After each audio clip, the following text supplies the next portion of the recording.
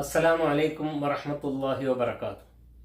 പ്രിയമുള്ളവരെ, ഒരുപാട് ആത്മീയമായ ഉണർവും ഉന്മേഷവും സമ്മാനിച്ചുകൊണ്ട് വിശുദ്ധ റമദാൻ നമ്മളോട് വിട ചൊല്ലിപ്പിരിഞ്ഞു. അതിനോടനുബന്ധമായി ഈദുൽ ഫിത്തർ, ചെറിയ പെരുന്നാൾ നമ്മൾ സാഘോഷം കൊണ്ടാടുകയും ചെയ്തു.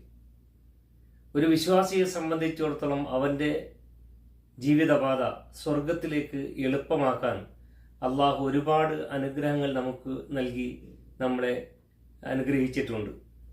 അള്ളാഹു നമുക്ക് നൽകിയിട്ടുള്ള അനുഗ്രഹങ്ങൾ എണ്ണിത്തിട്ടപ്പെടുത്തുവാൻ സാധിക്കാത്ത വിധം അനുഗ്രഹങ്ങളാണ് നമുക്കുള്ളത്. അവകൾക്കത്രയും നന്ദി രേഖപ്പെടുത്തുവാനുള്ള സമയവും നമുക്കിട്ടില്ലതാനും.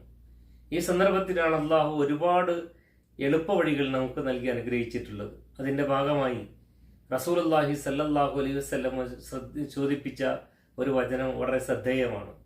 പ്രവാചകൻ പറയുകയുണ്ടായി, ഇമാം മുസ്ലിം ഉദ്ധരിക്കുന്ന ഒരു വചനത്തിൽ ഇപ്രകാരമാണ്: മൻ സാമ റമളാന സുമ്മ അത്ബഅഹു സിത്തം മിൻ ശവ്വാൽ കാന ഖസിയാമി ദഹർ. ആരൊരുവനാണോ റമളാൻ നോമ്പനുഷ്ഠിക്കുകയും അതിനെ തുടർന്ന് ശവ്വാലിൽ ഒരു 6 നോമ്പുകൾ അനുഷ്ഠിക്കുകയും ചെയ്യുന്നത് അവനൊരു വർഷം മുഴുവനും നോമ്പനുഷ്ഠിച്ചവനെ പോലെയാണ് എന്നാണ്. നമുക്കറിയാം, ഒരു സൽപ്രവൃത്തിക്ക് 10 പ്രതിഫലമാണ് നിശ്ചയിക്കപ്പെട്ടിട്ടുള്ളത്. അപ്പോൾ റമദാനിൽ ഒരു മാസം മുഴുവനും നമ്മൾ നോമ്പനുഷ്ഠിച്ചപ്പോൾ ഒരു 10 മാസം നമ്മൾ നോമ്പ് അനുഷ്ഠിച്ചവരെ പോലെയായി. ഇനി ഒരു വർഷത്തിൽ 2 മാസമാണ് ബാക്കിയുള്ളത്.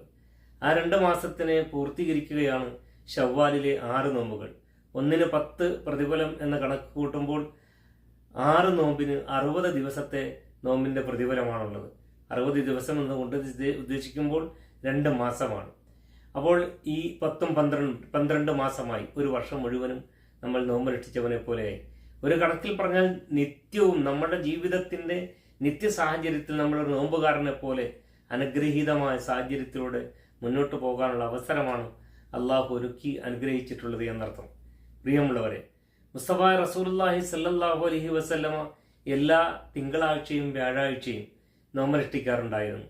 അതുപോലെ തന്നെ ചന്ദ്രമാസത്തിൽ എല്ലാ 13, 14, 15 തീയതികളിലും നോമ്പനുഷ്ഠിക്കാറുണ്ടായിരുന്നു. ഇതും നമ്മുടെ ജീവിതത്തിൻ്റെയും കൂടി ഭാഗമാക്കാൻ നമുക്ക് സാധിക്കേണ്ടതുണ്ട്. ശവ്വാലിലെ 6 നോമ്പുകൾ തുടർച്ചയായി അനുഷ്ഠിക്കുന്നതാണ് ഏറ്റവും ഉത്തമമായിട്ടുള്ളത്. അഭികാമ്യം അത് തന്നെയാണ്. എന്നാൽ സാഹചര്യവും സൗകര്യവും നമ്മൾക്ക് എങ്ങനെയാണോ അങ്ങനെയാകുന്നതിനും വിരോധമില്ല.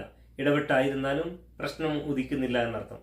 പക്ഷേ നമ്മൾ ശ്രദ്ധിക്കേണ്ട ഒരു കാര്യം, റമദാനിൽ എങ്ങാനും വല്ല നോമ്പ് നമുക്ക് നഷ്ടപ്പെട്ടു പോയത് കലാ ആക്കാൻ അല്ലെങ്കിൽ കലാ വീട്ടാനുണ്ട് എങ്കിൽ അത് പൂർത്തീകരിക്കുക എന്നതാണ് പ്രഥമമായ നമ്മുടെ ബാധ്യത. അതിനുശേഷമായിരിക്കണം നാം ഈ സുന്നത്ത് നോമ്പുകൾ അനുഷ്ഠിക്കുകയും ചെയ്യേണ്ടത്. അങ്ങനെ വരുമ്പോൾ തീർച്ചയായും ഒരുപാട് അനുഗ്രഹങ്ങൾക്ക് നമ്മൾ പാത്രീഭൂതരായി തീരുകയും സൗഭാഗ്യകരമായ അള്ളാഹു ഒരുക്കി വെച്ചിട്ടുള്ള സ്വർഗത്തിലേക്ക് എത്തിച്ചേരുവാനുള്ള തൗഫീഖ് നമുക്ക് ലഭിക്കുകയും ചെയ്യും.